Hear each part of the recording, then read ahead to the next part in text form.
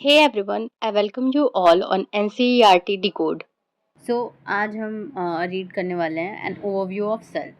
You have earlier observe cells in an onion peel और a human cheek cell under the microscope.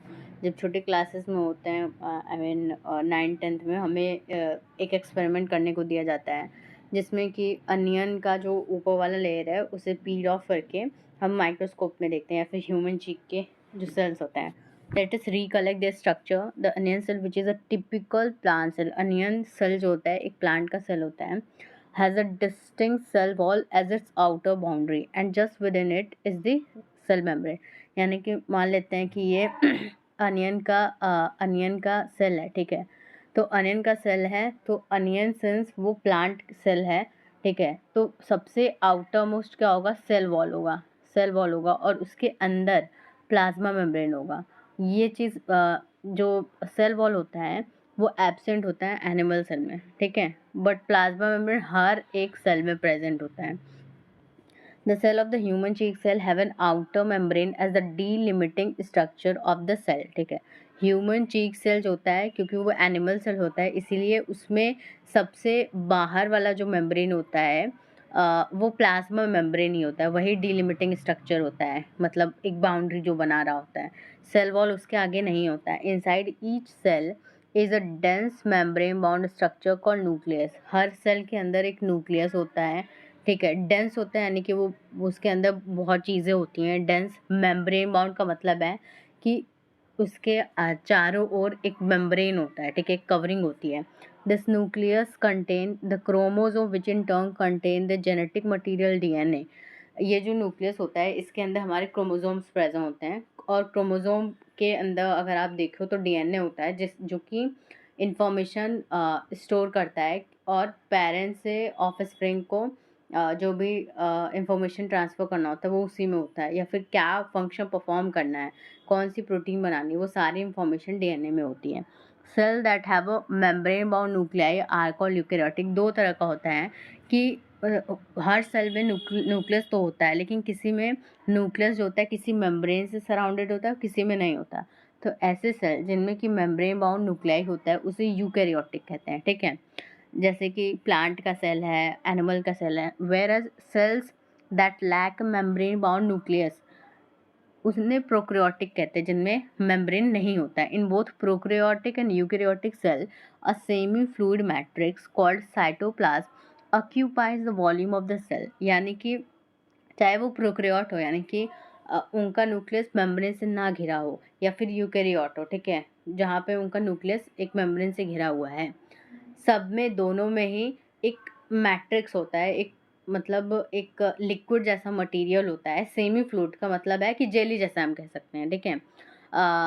जिसे हम cytoplasm कहते हैं और वो इस सेल के हर एक जगह होता है, ठीक है। मतलब मोस्टली स्पेस वो ऑक्यूपाई किया रहता है। इस पोर्शन को हम क्या कहते हैं?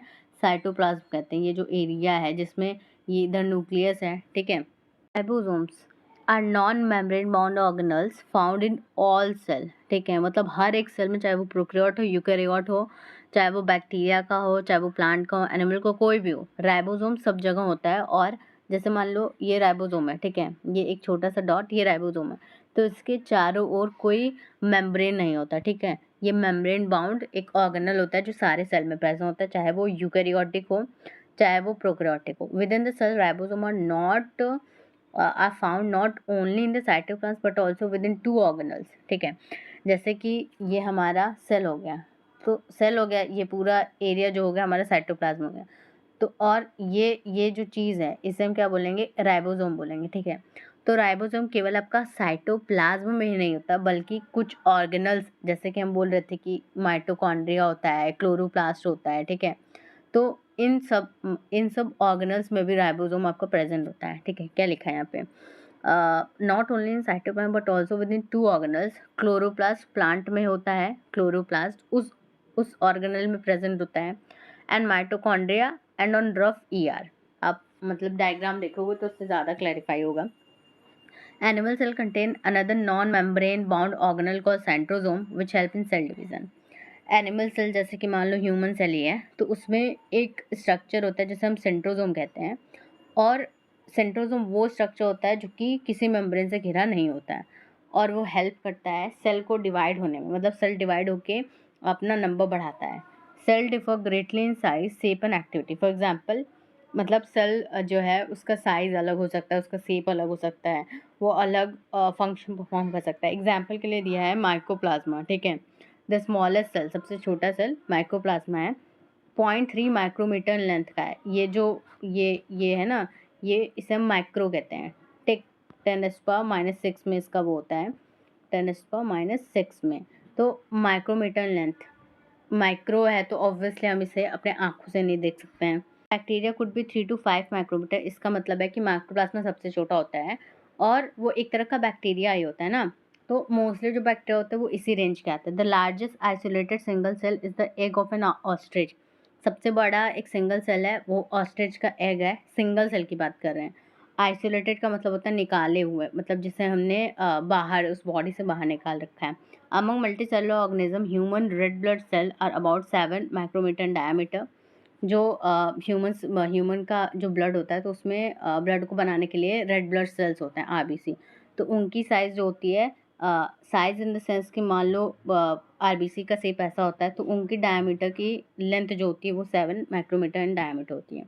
Nerve cell are some of the longest cell, कुछ लॉन्गेस्ट सेल में से एक है नर्व सेल जो कि ब्रेन्स में sorry cells also vary greatly in their shape, size अलग हो सकता है, शेप अलग हो सकता है। डिस्क जैसे हो सकते हैं, पॉलीगोनल हो सकते हैं, कॉलमनार, क्यूबाइडल, थ्रेड लाइक, और ऐसा भी हो सकता है कि उनका कोई इरेगुलर शेप हो, जैसे अमीबा का होता है इरेगुलर, टेक जैसे आपके डब्ल्यूबीसीज होते हैं। The shape of the cell में vary with the function they perform, ऐसा भी हो सकता है कि किस तरह का वो फंक्शन परफॉर्म कर रहे हैं उसके बेसिस पे उनका शेप हो।